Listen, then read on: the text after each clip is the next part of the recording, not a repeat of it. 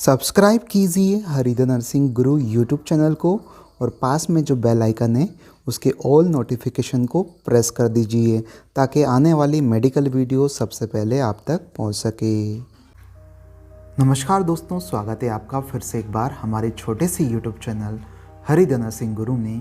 तो दोस्तों, आज के वीडियो में हम बात करने वाले हैं निमोनिया के घरेलू उपचार के बारे में। तो दोस्तों, जैसा कि आपको पता होगा कि आजकल कोविड-19 का संक्रमण बहुत ही तीव्र गति से फैल रहा है।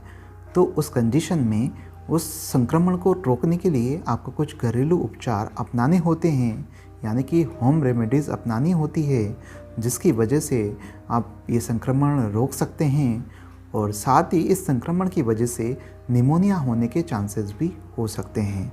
तो इस घरेलू उपचार के द्वारा आप निमोनिया होने से भी रोक सकते हैं और जिस भी व्यक्ति को निमोनिया हो चुका है तो उस कंडीशन में एलोपैथिक ट्रीटमेंट के साथ साथ ये घरेलू उपचार भी आप अपना सकते हैं, जिसकी वजह से आपको कुछ हद तक आराम मिल सकता है। तो दोस्तों, इन सभी जानकारियों के लिए आप बने रहिए इस वीडियो के अंत तक। तो दोस्तों, जैसा कि आपको पता होगा, निमोनिया की अवस्था में हमारे फेफड़ों में संक्रमण बहुत ही तीव्र गति से फैलता है। तो उस अवस्था में व्यक्ति में कई प्रकार के लक्षण दिखते हैं, जैसे कि खांसी। तो खांसी को दूर करने के लिए आप नमक के पानी के गरारे कर सकते हैं या इसमें सिंपल पानी भी यूज़ कर सकते हैं। तो नमक के पानी के गरारे करने के लिए सबसे पहले आप एक गिलास गर्म पानी में 1/4 या आधी चम्मच नमक डालें और ये जो मिश्रण है इसका गरारे करीबन आप 30 सेकंड तक करें और 30 सेकंड तक गरारे करने के बाद में इसको थूक दें और इस प्रकार का जो गार्गल है यानी कि गरारे दिन में करीबन 3 बार दोहराएं। दूसरा उपाय आता है गर्म पुदीना चाय। अब जो गर्म पुदीना चाय होते हैं उसके कई सारे औषधीय गुण होते हैं, जैसे कि यह सर्दी खांसी को दूर करता है और सर्दी खांसी होने की अवस्था में व्यक्ति के चेस्ट में यानी कि सीने में दर्द होता है और गले में भी दर्द होता है। तो ये दर्द को भी दूर करता है और साथ ही सूजन को भी कम करने में सहायक होता है। ताज़ी चाय बनाने के लिए पुदीने के पत्तों को एक कप में रख लें और उसमें उबलता पानी डाल लें और इस मिश्रण को लगभग 5 मिनट तक रहने दें। बाद में इस मिश्रण को छान लें और इसमें नींबू या शहद मिक्स कर लें और इसका सेवन करें। इस सेवन को करीबन दिन में 3 बार दोहराएं। अगला उपाय है हल्दी वाली चाय। तो हल्दी वाली चाय में कई प्रकार के औषधीय गुण मौजूद होते हैं। तो हल्दी सूजन को कम करती है, क्योंकि निमोनिया में फेफड़ों और गले में सूजन हो जाती है और साथ ही इसके अंदर एंटीऑक्सीडेंट जैसे लाभकारी गुण भी मौजूद होते हैं और साथ ही जो फेफड़े होते हैं और जो गला होता है उसमें संक्रमण की तीव्रता भी बहुत ज़्यादा होती है।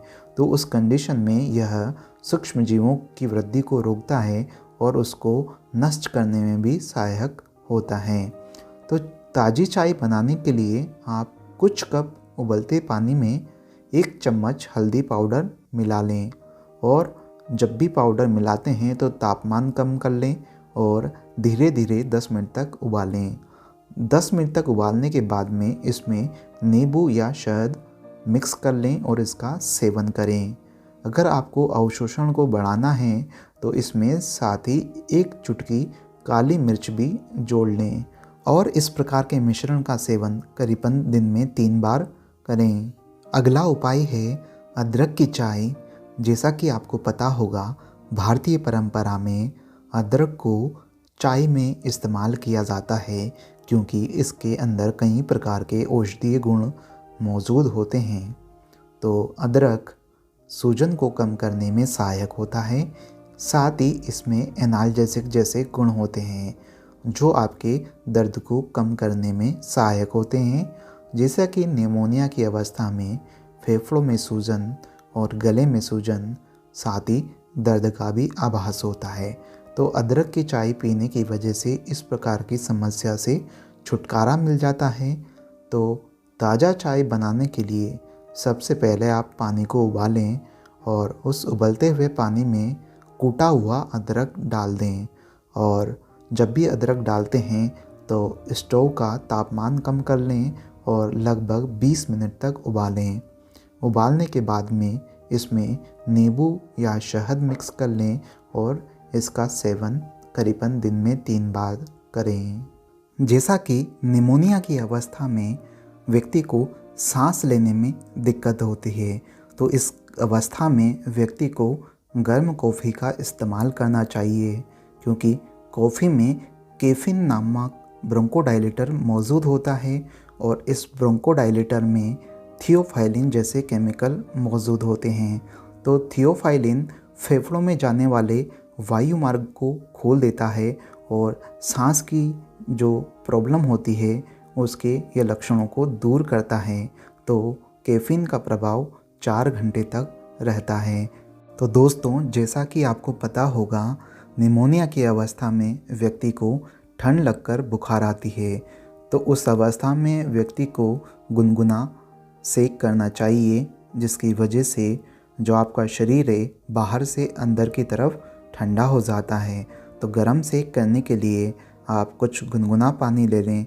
उस गुनगुने पानी में तौलिया या जो वॉश क्लॉथ होता है उसको गीला कर लें और जो तौलिया होता है उसके पानी को निचोड़ लें और निचोड़ने के बाद में उस वॉश क्लॉथ को आप सर पर लगा लें, जिसकी वजह से आपके शरीर का तापमान कम हो जाता है। तो जैसा कि निमोनिया की अवस्था में व्यक्ति को ठंड लगकर बुखार आती है और बुखार की अवस्था में व्यक्ति में पानी की कमी हो जाती है, तो उस पानी की कमी को पूरा करने के लिए आप गुनगुना पानी पिएं। तो गुनगुने पानी की वजह से आपके शरीर को आंतरिक रूप से गर्माहट मिलती है और आपके शरीर में जो पानी की कमी हुई थी उसकी भी क्षतिपूर्ति हो जाती है। साथ ही जब ठंड लगकर बुखार आता है तो उस अवस्था में आप गर्म सूप पिएं। तो गर्म सूप आपकी बॉडी को गर्माहट देता है, साथ ही इसमें कई प्रकार के गुण मौजूद होते हैं, कई प्रकार के विटामिन्स और मिनरल्स होते हैं जो आपकी बॉडी को रिकवर करने में सहायक होते हैं। अगला उपाय है स्टिक टू ट्रीटमेंट प्लान, यानी कि निमोनिया की अवस्था में जो भी आपका उपचार चलता है तो उस उपचार को लगातार लेते रहें, जिससे कि आपके निमोनिया की रिकवरी जल्दी हो जाएगी। साथ ही इस अवस्था में आप संतुलित आहार लें, जिसमें कई प्रकार के पोषक तत्व मौजूद हों, जैसे कि आप हरे पत्तेदार सब्जियों का सेवन करें, फल फ्रूट्स लें जिसमें प्रोटीन होते हैं, विटामिन्स होते हैं और कई प्रकार के मिनरल्स मौजूद होते हैं जो कि आपकी बीमारी से रिकवर करने में सहायक होते हैं। और जब भी निमोनिया होता है तो उसमें आप प्रॉपर रूप से बेड रेस्ट लें, यानी कि उचित आराम करें और साथ ही तरल पदार्थ का सेवन भी ज़्यादा करें, क्योंकि तरल पदार्थ का सेवन करने की वजह से आपके शरीर में जो पानी की कमी हुई थी उसकी क्षतिपूर्ति हो जाती है। और साथ ही निमोनिया की अवस्था में जो आपका एलोपैथिक ट्रीटमेंट चल रहा है उसका भी कंटिन्यूस यानी कि लगातार सेवन करते रहें, जिससे कि आपकी बीमारी जल्दी ही ख़त्म हो जाएगी। तो दोस्तों, आशा करता हूँ आपको ये हमारा वीडियो अच्छा लगा होगा। अगर वीडियो अच्छा लगा तो प्लीज़ लाइक कीजिए, शेयर कीजिए और किसी भी प्रकार की क्यूरीज़ हैं तो कमेंट बॉक्स में जाइए, कमेंट करिए। Thank you so much.